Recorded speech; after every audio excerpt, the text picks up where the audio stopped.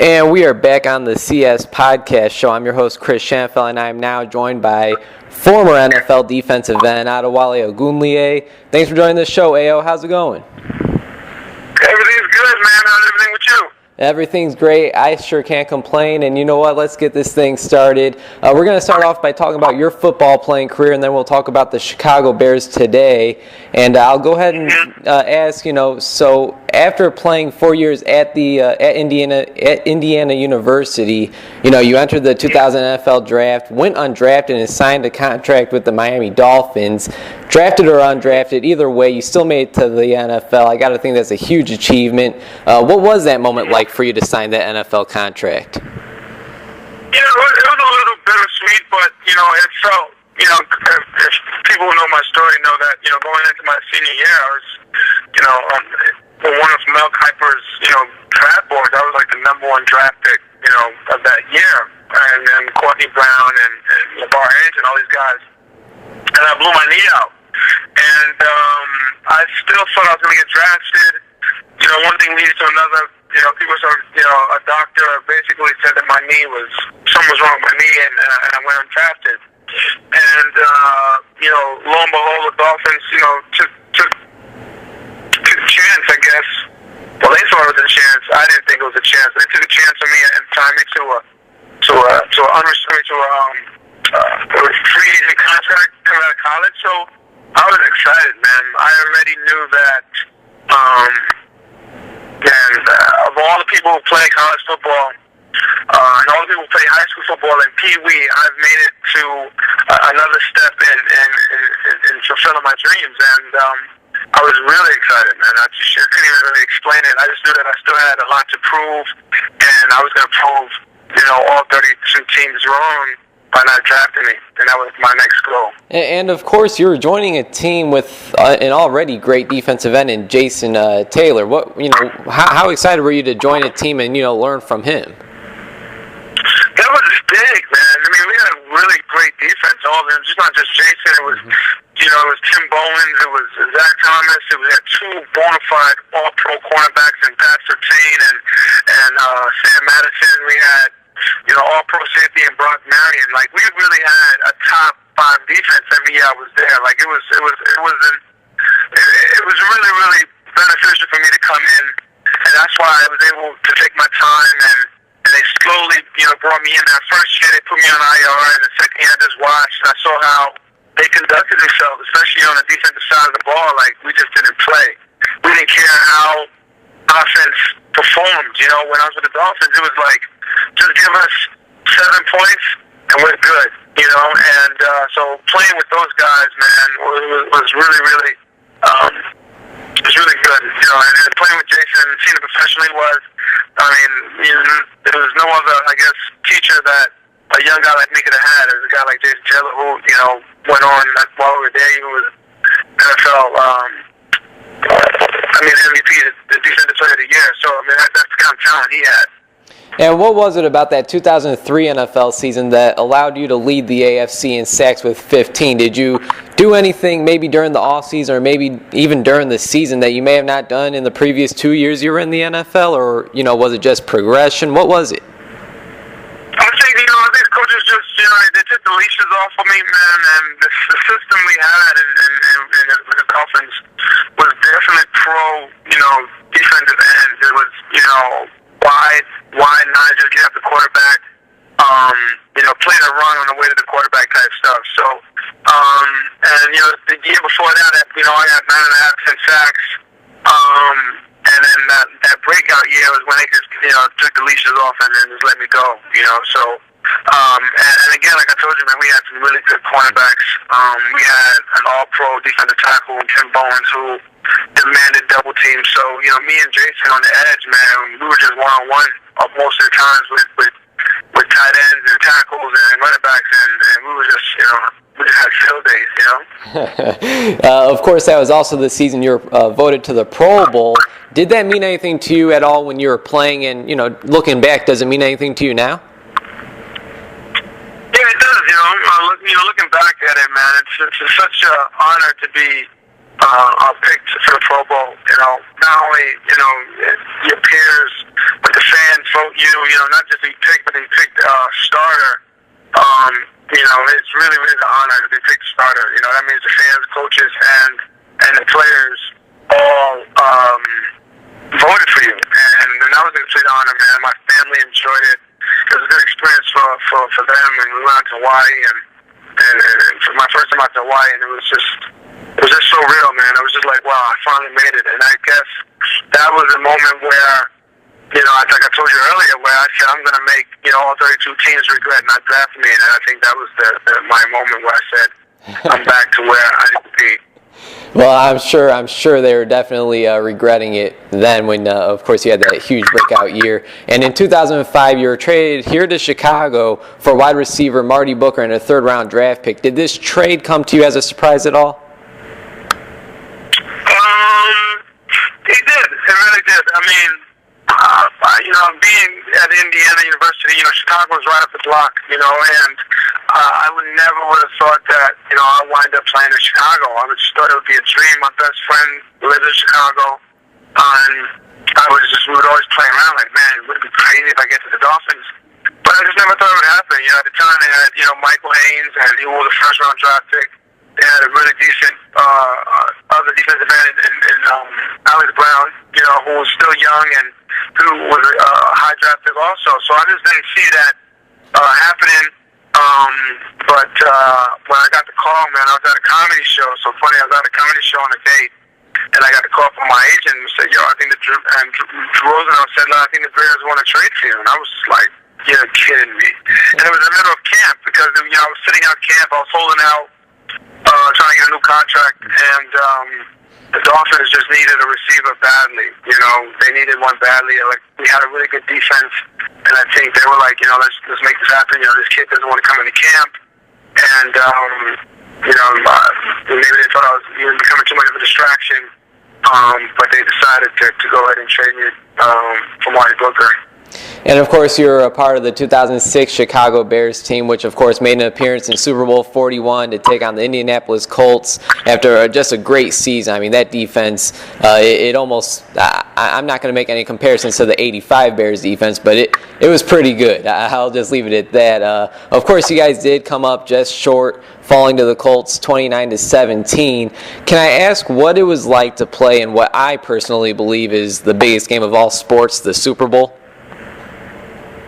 Yeah, oh man, it's something that you can't explain. It is the biggest show in sports. You know what I'm saying? You know, I have a lot of friends that are in the entertainment world, and you know, they would love to perform at the halftime of the Super Bowl. That's just the creme de la creme. You know, everybody in America watches it, and I tell everybody when I travel across the world that, you know, soccer is big. Or, you know, the World Cup is huge, but in America, football is God, you understand?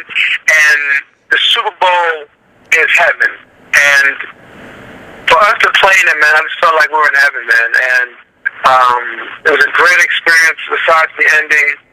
After Devin had to return that kick, man, you couldn't have told me we were going to lose that game. There was just no way we were going to lose that game. So, you know, we were able to go through the emotions of the ups and the downs. And finally, when the clock, you know, struck zero, man, and we didn't have that W, it was just really, really hard. And the most disappointing fact was we felt like, you know, we let the city down, we let Chicago down, man, and the best fans in the world, and that's what kind of hurt the most. You know, it's coming home without that trophy was hard because that whole run was almost magical, man. It was like the best thing ever. That whole playoff run.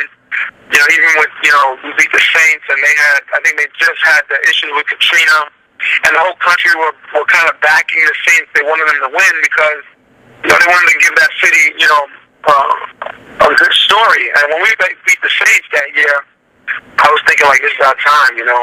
And from that moment on, man, all the way to the end of the Super Bowl, man, it was just the best experience I've had. Chris Shanfeld talking with former NFL defensive end Adewale Ogunleye. All right, man, it's Packers week. The Chicago Bears will take on the Green Bay Packers at Lambeau Field this Monday. Both teams are really beat up. I got to ask you, what are your predictions for this game? Well, you know, one. The Bears play Aaron Rodgers really well on Monday night. I think Monday night we beat him twice, and he hasn't won against us Monday night. Of late, the Packers have played the Bears really well, and they kind of have our number, but it's going to be tough sledding without Jay Cutler. We're banged up. I don't understand how we can overcome the injuries to win the game on Monday. But I think that if the defense can stick to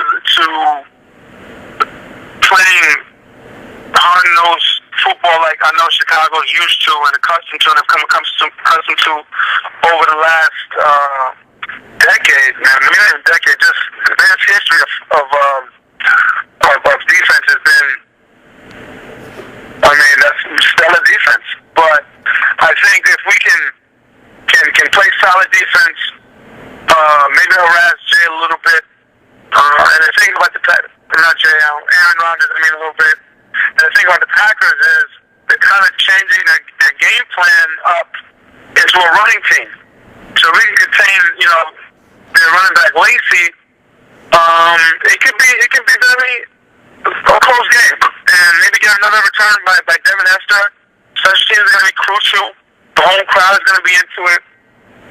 So, I never want to bet against, the Bears. I never will ever admit to saying that I think another team may win.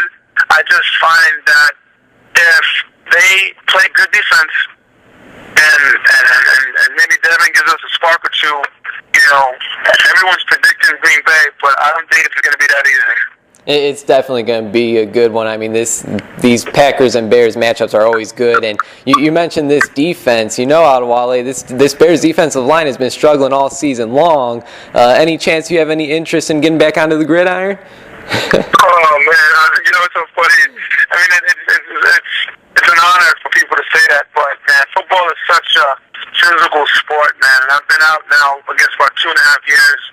And the body wouldn't be able to do it, man. I would love to do it, man, but honestly, right now, me and you probably would do the same thing out there. We'd probably get killed and destroyed right now. So, but I love watching it now, man, and I put 11 years in, and I'm a fan now, and it's a good show to watch. I wish, I wish I was still there. I miss it a lot, but. And those guys are getting turned around. Henry Milton was hurt early. That puts a lot of pressure on Peppers. He needs help. He's just a phenomenal athlete, but you can't do it by yourself. And hopefully, one of the young guys that will get going and start helping him out. As somebody who is able to take part in this rivalry, what was it like preparing for the Packers? Would you say it was different than preparing for any other team? Yeah, it was, because it's so funny, man. Chicago fans, when we first got there, the expectations were pretty low, When I first got to Chicago, we weren't really a good team. Coach Smith was, just trying to plant the seeds.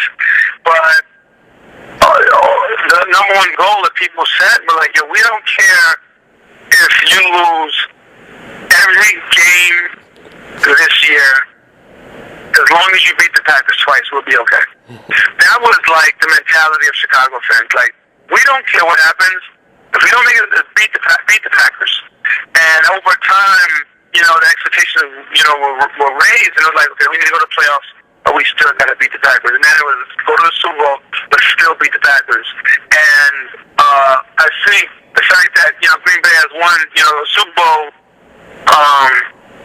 Before we have, in recent times, has made, the rivalry, especially, with Bears fans, even greater, So, getting ready for the Packers, man, it was always intense because you knew the whole city was behind you. And you knew the whole city was going to be watching. Mothers, daughters, sons, fathers, your pastor at your church. He was going to give a sermon about beating the Packers. So it's a great rivalry, man. And to be on Chicago's side is even better. The oldest and the best rivalry in the NFL. You gotta love it, Bears and Packers. And last thing I have for you, and that is finish the sentence. Adewale Ogunleye's most memorable moment against the Green Bay Packers is. God, it's got to be. You know what it is I sacked Aaron Rodgers a few times. I was never able to get Brett Favre. So, again, the story that I have was, I mean, I'm running. I mean, everyone in the defense knows I never sacked Brett Favre. But I'm trying my best, man. I'm giving it all I got every game, and then, it's just, for some reason, right before I hit him, or I'm tackling him, or I'm throwing him to the ground, he just throws the ball away. And I'm just like, come on, Brett. So, one time I hit him, and I throw the ball away, and we're standing there, and I say, Brett, come on. Just let me get one sack, bro. One sack. And he's like, you know what? His hand was bleeding. I think from somebody hitting him. His hand was bleeding at the time. He's like, you know what I'll give you one better. He wiped his blood. He wiped his scar on my pants. And someone took a picture of us conversing. So anyway, took a picture of me and Brett Favre talking on the field, and a big picture. And we have this intense rivalry, but it's Brett Favre still, right? He's a Hall of Famer. So I tell Tony Medlin, I said, Tony, send this over to Lambeau and see if Brett Favre will sign it. A day later, he sends it back, immediately, and wrote, all the best, Brett Favre, all the best Brett Favre. And I was just like, wow, So my greatest moment, I guess, was me begging Brett Favre for a sack and him leaving blood on my uniform. And that's just great that it's the biggest rivalry in the NFL, and both guys from both teams still have respect for each other. Right, absolutely. But on the field, it's we're going at each other's throat, man. But still, as a whole, the NFL is a fraternity of brothers, and we try to stick together as much as possible. But when it's Packers and Bears, man, that is tough stuff. We don't go to dinner together, but we respect each other. Well, it's certainly the best rivalry in the NFL, and Adewale, I gotta say, I really appreciate your time. It's been a true pleasure having you on the show. Now, before I let you go, is there anything on the air you'd like to plug? I know you're new to Twitter. What's up with that? Yeah, I'm new to Twitter. It's crazy, man. I've got some businesses that I'm gonna be, that I'm working on soon. So what we're trying to do is trying to get my following up before we start revealing that to the public, and just getting back to base with my fan base and my friends, and catch up. And then soon, I'll announce on Twitter. Actually, my handle is AO the Prince 93. So it's AO the Prince and the number 9 and number 3. That's my Twitter handle. I think we're gonna try to bring me up on my technology and get Instagram, but I don't know, man. One thing at a time. Hey, well, once again, thanks for your time, and maybe we can do this again, and best of luck with you, man. Thank you, man. I appreciate it. All right, take care.